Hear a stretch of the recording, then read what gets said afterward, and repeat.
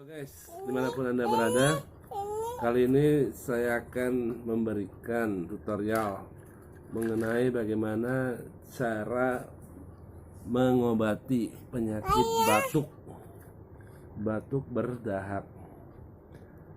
Nah, ini saya akan menjelaskan mengenai ramuan herbal, kapsul herbal ini. Yang pertama ada Gurafluba, yang ini.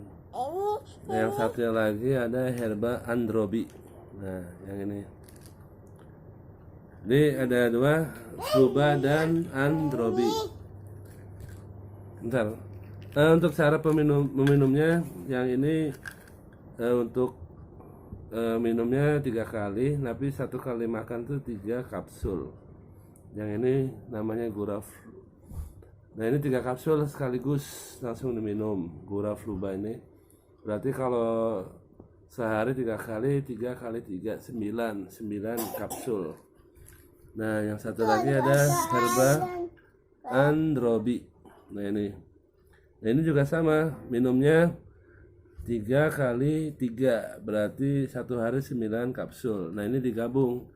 Jadi 1 hari ini digabung minumnya menjadi 18 kapsul. Insya Allah mudah-mudahan cepat sembuh, batuk Anda akan hilang. Tapi ya tetap aja harus makannya jangan yang pedas, berminyak dan manis-manis. Nah, ini nanti akan menambah efek batuk Anda. Oke, itu aja tutorial dari saya.